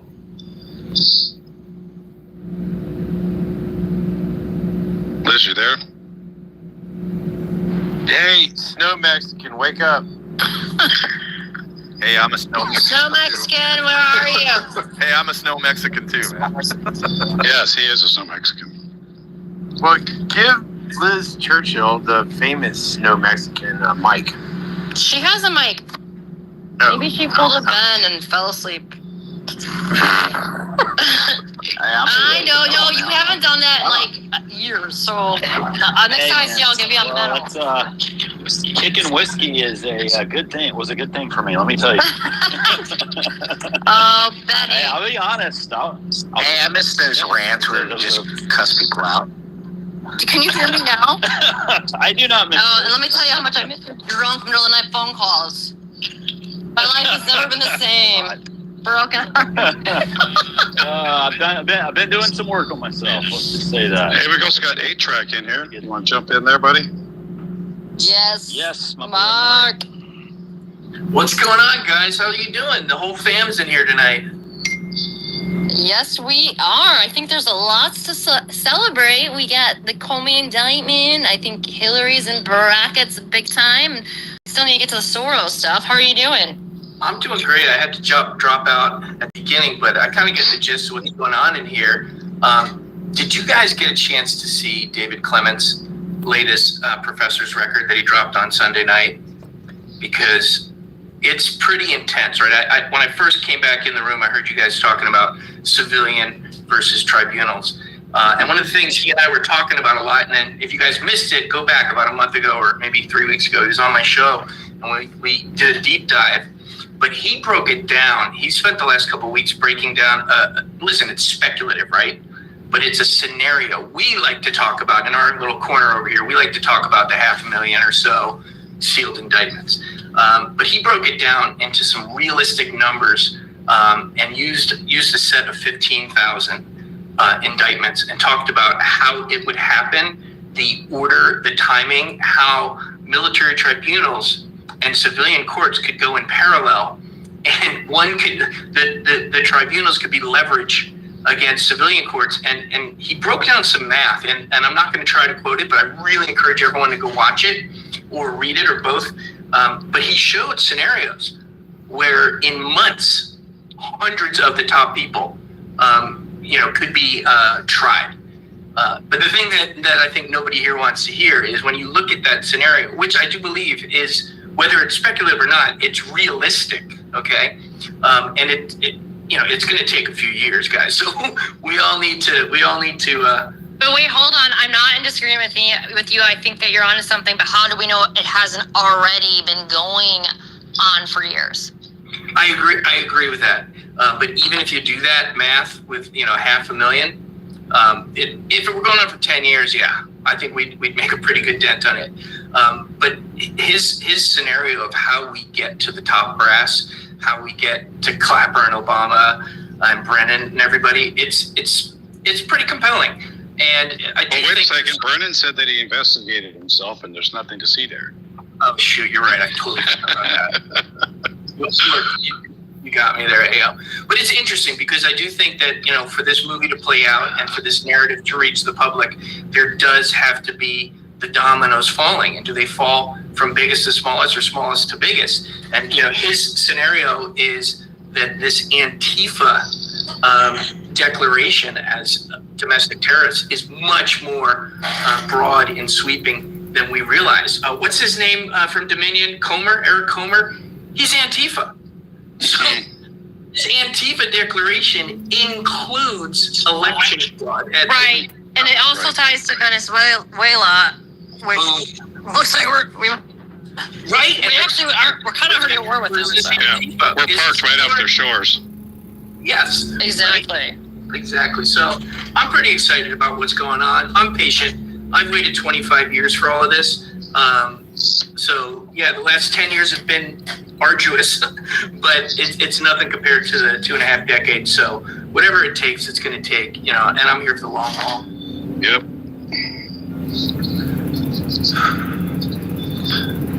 So that's, by the way, Liz Churchill's microphone's not working, so she was trying to talk earlier. She just messaged me and said she's having mic problems, so she's probably going to try to shut down her app and then come back on. So can you hear me now? I got her now. Yeah. There you are. There you go. Mexican. Hey, thanks for having me up tonight. Thanks so much. What's up? Oh, well, like some of the speakers said earlier, people's patience it's running a bit thin. And, I just want to thank everyone for speaking up. We've been fucking persecuted for years. And, a lot of us paid a huge price. And I honestly can't wait to see some of these bastards go to prison. And, I posted a video earlier when, Liz brought up Hillary Clinton. And we are dealing with some satanic criminals. That is the best way to put this. And I honestly can't wait, to see an end to this. It's a living nightmare, really. And so with saying that, it's just exciting. I'm so happy to see that these people that you once thought were untouchable. It's like they had this Teflon power. Nothing ever stuck to these fuckers. And now suddenly, the tables have turned. So I'm very pleased, to say the least. And I'm actually hoping to come to America soon for a visit. That will be very nice. I'll escape this communist country for a bit. I was going to say, you guys have it so bad. Yeah, you think we have it bad? It's very, very, very bad here. There's one other speaker that was talking earlier. I think it was DC. Yes, it was.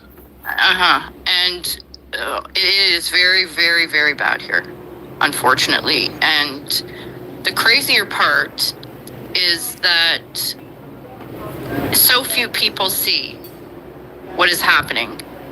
And the carnage just continues. We're passing bills now where, I'm just going to give you a heads up. If I ever disappear, it's because they're legalizing arresting people with no police, no warrant, no nothing. And that's for saying something on social media. You will have your internet taken away. They don't have to tell you why. You basically lose everything and go to prison. Wow. So, yeah, it's incredible. And there's so many people here that support that. That's the craziest part. Liz, yeah, you guys don't have a Bill of Rights. Liz, no. Can I ask you a question, Liz? Yeah. You're on the East Coast, hi, right? yeah. No, I'm in Ontario. Terrible. Okay, I'm in British Columbia, but I'm in like. Oh. No. Hold on a second. Vancouver, 100% commie land, but the rest of British Columbia is all conservative, and so everybody out here is ready to fight. Alberta and same with Saskatchewan. Like we're not going to take that crap. An American So I do realize all of this stuff is coming down the pike, and I'm totally ready for it. And so is every one of my neighbors. Everybody, since they announced like 2 days ago they're going to do a gun grab, and they're coming after everybody's guns. There's nobody around here that's going to put up with that. Well, in Ontario, it's really bad. I mean, I would say 90% of the people here are full-blown communists. Well, I hope full-blown, like full-blown. Like they will scream in your face. What? You don't want to sterilize and sexually mutilate your children? You're a fucking disgrace. You belong in prison. Like it's terrible. It's like like just speaking up, like honestly, online, like this is what I was saying earlier. It's all or nothing right now. That's right, Mike. That's exactly all or it. Nothing. I'm telling you guys. That's exactly it. All or nothing. Well, There's no in the middle. There's no in the middle. I hope Canada gets the next. Not that we want all those libtards or anything, but I mean all the people that are there that aren't going along with that would do well with the First and Second Amendment. And not only that, but people think the annexation of Canada is like part of the Amero, Club of Rome thing, but it's actually not. That was supposed to be for Mexico and Canada to create the Amero, but the North American Union. Sorry. But the invitation for Canada to join the Union is older than the Constitution. It's from like 1775. It was like they invited all Canada to stop being loyalists to the crown. Here's the thing. We are a completely captured state here. Completely captured. Here's the thing, though. In Alberta, and I was an Alberta firefighter. I was an Alberta oil field worker. In Alberta, and this is going to be the first province that's going to leave Canada. Absolutely, for sure. There's no debate about that in my mind. Every Albertan out there knows exactly what's going on. One, we're sick and tired of being ripped off by Ottawa. The equalization payments are just getting out of hand. I mean, Albertans are paying tax money. Alberta is the only province in Canada, if you guys didn't know this, Alberta is the only province in Canada that doesn't have to pay the government sales tax, because Alberta makes so much money through the oil field and the mineral and everything else that they do, that we don't actually have to pay taxes out there. So it's all taken care of because of the amount of money that's coming in. But on top of that, the provincial government of Alberta has to pay billions and billions of dollars of equalization payments to the lazy ass provinces out there that don't make as much money. And Albertans are sick of it. That's why I'm telling you, Alberta will be the first province to go. Now, and I actually said this, I had Sheriff Mack on my show tonight. And Sheriff Mack, wonderful guy. And I told him something that he'd never heard of before. And that was actually a quote from Ralph Klein, who was the premier of Alberta back in the 80s and 90s. I remember him. I remember him. And his famous quote was, when the crime started to increase because the oil field was booming, and all of these people were coming in from all over the world to get jobs in the Alberta oil field, but the crime was skyrocketing. Ralph Klein came out and said, look, most of Alberta is farmland, and if you call the police, we're not going to get to you in time. So here's the deal. Shoot, shovel, and shut up. And that is the most famous quote from any Albertan ever. And so this is a sentiment that is strongly within the hearts of every Albertan is look, we're not going to put up with the crap from Ottawa. And when it comes time, we're going to make the decision based on what's best for us. And that decision is going to be sovereignty first, statehood right following. And that's what I don't know. Like, do you really see Danielle Smith going along with that? She doesn't have to. If the people sign the petition enough to get enough signatures, which they will absolutely get it. It will happen. And so Alberta will be the first to go. Saskatchewan will follow shortly after, and then British Columbia, just because the fact that British Columbia will then be cut off from the rest of the country, British Columbia will follow suit, because the majority of British Columbia doesn't want to be involved in this either, because British Columbia is one of the three provinces, British Columbia, Alberta, Saskatchewan. These are the provinces that pay the equalization payment. So we make a ton of money out here. We're supporting the welfare for the rest of Canada, and we're tired of it. We're tired of it. We're not going to do it anymore. Yeah. See, like in Ontario, it's really, really bad. We've had, I would say, well over 1 million illegals come in. And we have situations where, like, our government. Where are they coming from? Pardon? Where are they coming from? Oh, everywhere. Pretty much everywhere. Canada is doing something different. It's mostly Indian foreign students that they're bringing in, but they are bringing in truckloads of Somalis. Yeah. And why do you guys think that's happening? Well, it's to destabilize the entire nation. Yeah, it's the Cloward Piven strategy. I mean, our country is owned by the Chinese Communist Party, the cartels, and probably rogue elements of the CIA who are still making decisions for, these puppets that are running things here. We haven't had an honest election here since 1989, at least. So is there any hope? I would agree with what DC just said. I see BC, Alberta, and Saskatchewan packing up and saying, we can't live in this communist country. But unfortunately for the province of Ontario, I don't see much hope for this province anytime soon. We have the capital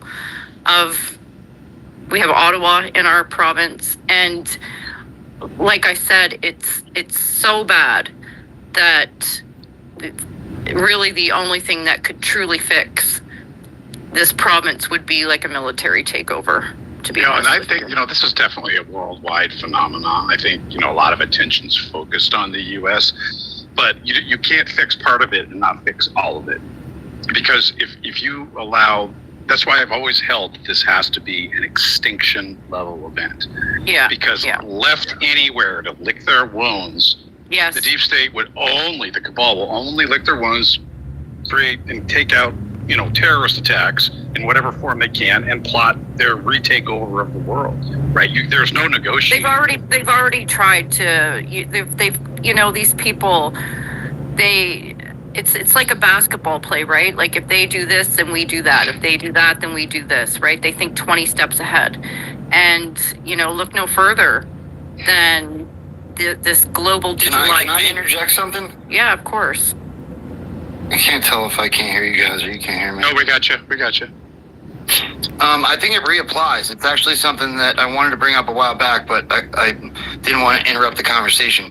The 10 days of darkness was brought up. I think it was Mike. It might not have been. It doesn't matter. 10 days darkness was brought up twice in the drops, and I think it might apply again right here in this conversation.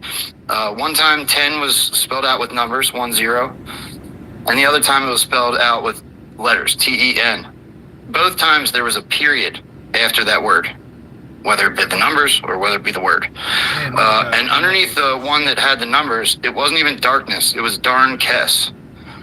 And so darn Kess, the actual meaning of darn Kess, so it's spelled different. Instead of darkness, it's darn Kess.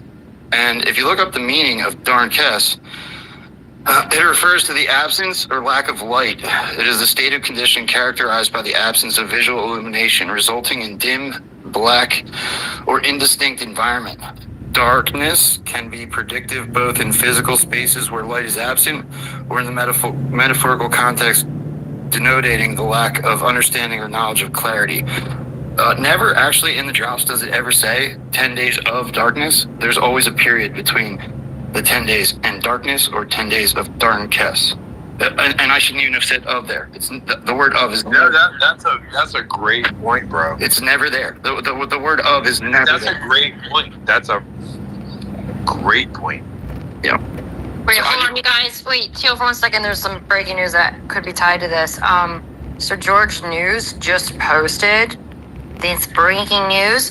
10 minutes ago, George News breaking. On Tuesday, the 30th of September at 9 a.m., the president will deliver remarks to the Department of War at Quantico, Virginia. Mm-hmm. So the meeting with the admirals and the generals that's happening tomorrow that we've been talking about in this space, now they're announcing that President Trump will be speaking there. Yes. Nice. The plot thickens. I just wanted to say one thing about a comment that was made earlier about the temperature gauge of how the Anons are feeling. That was something that was brought up here earlier. We are literally the temperature gauge. And if you want, this stems back to it's always been power to the people. You just forgot how to play the game. If you want to make Trump and the Patriots know what to do next, make your voice heard and speak out as loudly as you possibly can, nonviolent, of course, but speak out as loudly as you can. Make as many social media posts as you can. Show how angry you are at this, because if it is the voice of the people, it has to do with how much we are pushing back against how long this is taking. I think, honestly, if we were to push back a little harder and in the fact that we want something now, of course, we have to realize that, the wheels of justice turn slow and things have to be done right, obviously. But as for the temperature gauge, don't just sit back and take it. I think a big part of this is seeing where everyone is at. And it just doesn't go for big accounts, it goes for everyone. And if you want to make real change, push back as much as you can. Sorry, I just wanted to interrupt there. Mm-hmm. Good point. Sorry. For the record, that's why I voted for Trump. General says it all the time on his space. Trump is a fucking... I don't trust President Trump, but I trust him to be a fucking narcissist. A narcissist will always be a narcissist. Okay, so if his legacy is threatened, that he's going to be a big piece of shit if he keeps his crap up, then I think that it'll change his ways, and I think it's been proven time and time again. So anyway, sorry for butting in there. All right, guys, I'm getting distracted. All right, let's get into the Soros stuff, and then we can talk about Boone. So, okay, so George Soros. So there's two big things going on with George Soros. Last week, I think it was on Monday, the New York Times reported that the DOJ has instructed several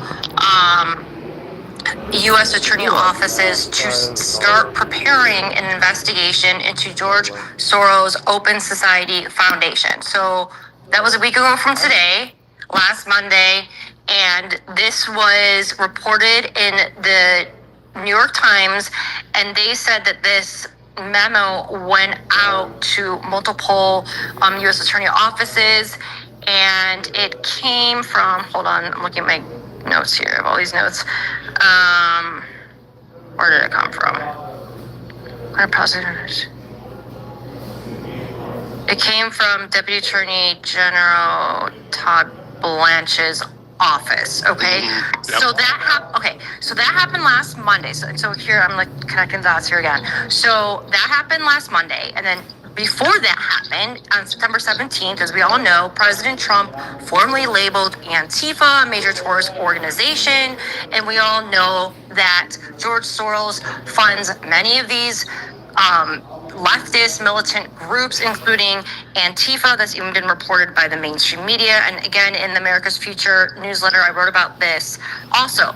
So then the other thing that happened was after the memo went out to start a plan to investigate George Soros' foundations, so a week ago from Monday, so then Friday, so a few days ago on Friday, one of George Soros' top financiers was arrested for sex trafficking.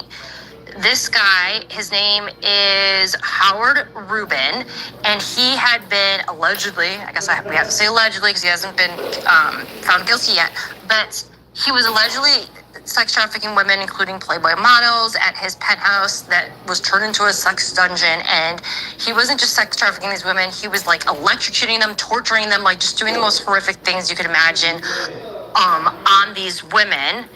And so he was arrested, and then like one of his co-conspirators, who's a female, who I guess allegedly is like a Ghislaine Maxwell, she was arrested as well. And so now we have like all these moving parts tied to George Soros happening. And the other thing I want to mention is that this guy, this Soros associate that worked for his, one of his firms for, I think it was like decades, that was just arrested for sex trafficking, that like the allegations about him being a sex trafficker and torturing these women in his penthouse turned sex dungeon in New York has been, like, there's been reports of this for years. But what's interesting and notable about it, that I think you guys will love, especially Joe, DC, and the Anons, is that was a Q post from years ago. Q referenced an article about this guy, and here we are after the investigation starts into Soros and his foundation. Boom! A few days later, one of his top guys gets arrested for sex trafficking. So I don't think any of that's coincidence. It's all connected. But let me know your thoughts. Yeah, I know he.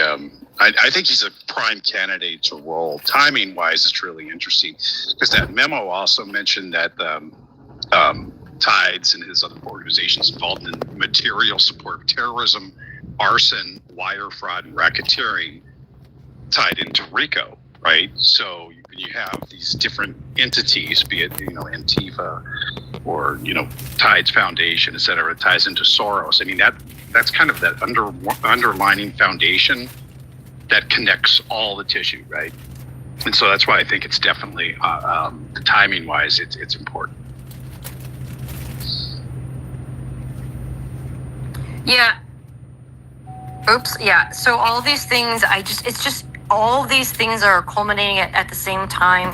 We know that Soros ties to Hillary and Obama and, Comey, like it all ties together. And again, I don't think it's a coincidence that this guy was arrested a few days after they started the plans to investigate George Soros organizations. And of course that happened after Trump declared Antifa a terrorist organization. So it's game on with that. And then Sam, I know you and I were talking, was it earlier? No, the other day, I guess. I think it was Saturday, whatever. When we talked on the phone, we were talking about how you thought that this could lead to the Insurrection Act and or military tribunals. I don't know if you want to chime in on that or not, but... Oh, you're talking about the labeling of... Yes. As a domestic terrorist organization. Yeah, as with any domestic terrorist organization or any terrorist organization, foreign or domestic, and they're specifically, I think, especially the conspirators and including those who fund them, that's where you bootstrap them in as foreign or as enemy combatants, really. And I think that's where you get jurisdiction under the UCMJ, and where, as we know, we would all like to see these motherfuckers prosecuted in military courts as opposed to civil tribunals, civil courts. So I think that's what's going to happen, and I think that's what the jurisdictional hook are these executive orders, especially reinforcing the fact that these are conspirators with terrorists. And boom, there you go. You tie in all their conspirators, all these domestic and foreign terrorist conspirators and funders, and then you charge them under the UCMJ. So I think that's what we're kind of looking at now, and I think Trump's pulling in the military, and he's centralizing everything just to make sure there's no, defector or people that are defect, really. So I think. So Sam, let me ask you a question. So and Ben too, you guys are workers. When we're talking about UCMJ trials, think back to the OJ trial and what an absolute circus that was, right? So you can imagine with some of the names involved, but from a time-wise, like I know you reduce the ability to create a circus around the trial, but it's also a lot quicker as far as getting to the justice part of it. So I don't know if you guys want to speak to that. Plus, it ends around a corrupt judiciary that we have. Yeah, you don't have to worry about the judges who are, as we know, many of them are paid off. The prosecutors, many of them who are paid off.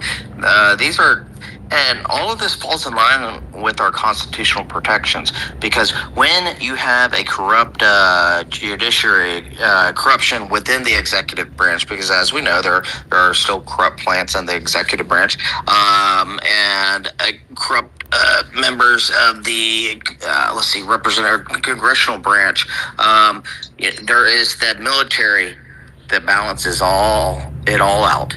And they are the final safeguard against to preserve our constitutional republic. So this all falls in line with the spirit of the Constitution. These military people serving as JAGs, they have sworn, obviously, an oath, even more so, not just as attorneys, but also to serve their country. And so less chance of them being compromised. And yes, like you said, it's going to be I think it would be more swift, and the jurors are going to be made up of military members. So, but I think that's how we get there, is by how we're labeling these terrorist organizations and their conspiracies. Can any of them be televised by chance? I don't know the rule. I don't think so. Yeah, I don't think they can either. No, I don't think so. But yeah, so it'll definitely should be interesting. I wonder if any change can be made to that end, because I would think that some of it needs to be seen, right? Just the public. Because it's even difficult. I still don't understand. I mean, I get when they're like, well, we don't want to taint, district, courts and such with, their trials. I'm like, what? Pretty much everyone in the world televises their trials, right? It's 2025 and we still rely on courtroom sketches. Right. It's like, Anyway. why didn't Diddy or Ghislaine Maxwell, why didn't they have their trial live stream when they're the biggest names in the news? No, we only get the trials of like crazy celebrities like Amber Heard leaving like a piece of shit on Johnny Depp's bed. Like those are trials we get. Talking Morning Show. Like we better get those military tribunals on every single. Well, don't you think it has to be done in some way? I mean, people have to see that. I mean, there's a part of educating the public and then getting us there. But once they get us there, to get that across the finish line, and so people can see guilty, right? So they have to understand it. I just have to think from a public perspective, it'd be really important. Maybe even the punishments, right? I totally agree on that. That's part of like their punishment. showing. I mean, a lot of people. Well, but people have to see the evidence too to understand. Like this, this is real. Sure, people, Hillary Clinton really was trafficking kids. Yeah, no. I mean, there's a way they can show them evidence, outside of court. The evidence that was presented in court can be unsealed and redacted to cover up any, stuff that's, Of course. So yeah, they can be shown, and then they can be shown the death sentences too. So. Yeah, that's what I'm talking about. Pay-per-view. Can I throw in one more signal? Yeah. Can I remind everybody? I want to remind everybody of some signal. On April 3rd, Donald Trump said the operation is over and the patient lived. Do we remember what happened on his birthday? Donald Trump's birthday? He literally had a military parade through D.C. Do you know what else happened on his birthday? Huma Abedin married George Soros' son. That's right. Not only did they marry on Donald Trump's birthday, but Bill and Hillary Clinton were there, Nancy Pelosi was there, Jimmy Fallon was there, Jennifer Lawrence was reported to be there, Boyz II Men. Dude, and I love Boyz II Men. They were at my prom, so I hate that I'm like even lumping them into this thing. But like, there's no reason that Huma Abedin and what's his freaking name, Alex Soros, got married on Donald Trump's birthday. Like, there's not enough coincidence on the planet that they would choose Donald Trump's freaking birthday. And who would choose to marry Alexander Soros anyway? And we were told to follow Uma, so there's that Right, too. we were definitely told to follow Huma, right. By the way, look, people were pointing. I posted a picture the other day. She ended up showing up at the Clinton Foundation annual Global Initiative meeting, and people were pointing out that she looks pregnant. And I was like, oh God, please don't let that be the case. Rosemary's Baby. Next thing you're going to tell us Anthony Weiner's going to be the godfather or something. Oh my God. The Clooney's were there too at their wedding, as well as Nick Nolan and Vogue CEO Anna Wintour. It's a big club and we ain't in it. That's true. Thank God. Gotta see closure on this at some point. Oh, it's coming soon. The shift already happened.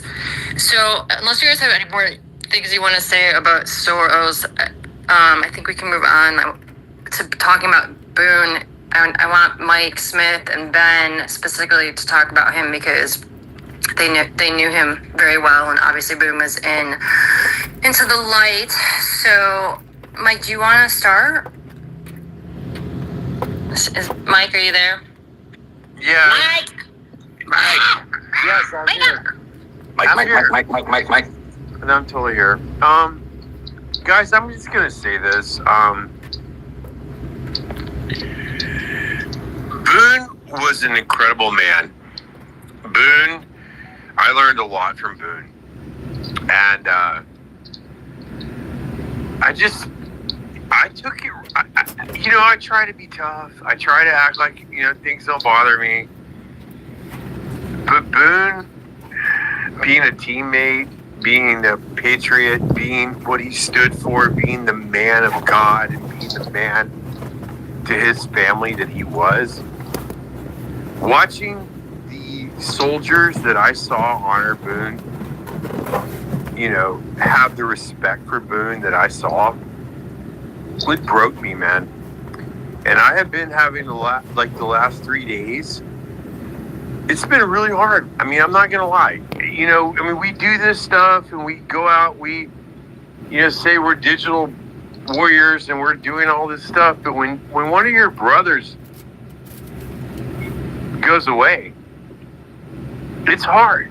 And I'm not gonna lie, man. I've had a really, you know, I try to be, you know, tough guy, and I try to, you know, I'm like, whatever. Stop fucking whining. But deep down, man, all of us are vulnerable, and all of us, you know, we have those moments. And you know what? You got to ask yourself, why am I in this fight?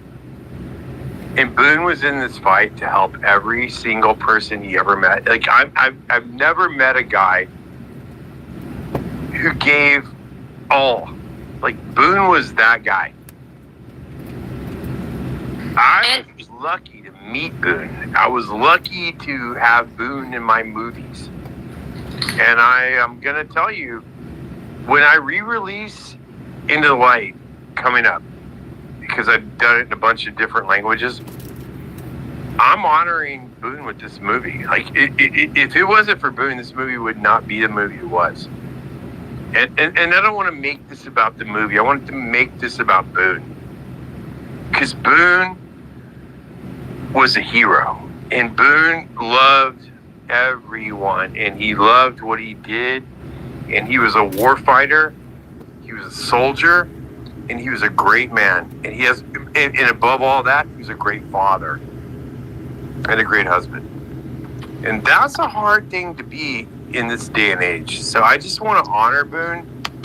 Yeah. I've had a rough, you know, Liz, you know me. I don't get too emotional about anything. Yeah, you do. Okay, whatever.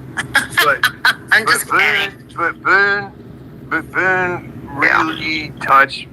It hit really close to home for me. And you know, we have a small team. We have a group of us that we all work together and, you know, do everything we can to, you know, promote the Constitution, promote this republic, promote what we all believe in. And it's hard sometimes. And Boone's death was a like, for me, it was kind of one of those moments where I just had a come to Jesus moment. Like, no joke, you know. It was like, okay, we're all in this, you know, and I'm grateful I got to know Boone. I am grateful because that dude was awesome. He was a man's man. He was a soldier. He was a war fighter. He was a patriot, and most of all, he cared about what our mission is. And losing him was really hard for me, man. That's all I'm missing. All right. I think this about ran its course. If y'all don't know what he's talking about, let me go back to it real quick. It was, I need to click on this profile. That Into the Light, that helped red pill me and wake me up, just so you know. If y'all haven't watched that, it's a really good informational, like, documentary or whatever. You'll see the guy that he's talking about. But this has been fun. I'm not a big Q-tard. They're all pretty cute out, but I like to listen to all sides of every argument. So I like to know what the hell's going on with all the different communities and try to put the stuff together and formulate my own ideas. So when we get back to work, I'm gonna shut this down. I hope y'all have a good day.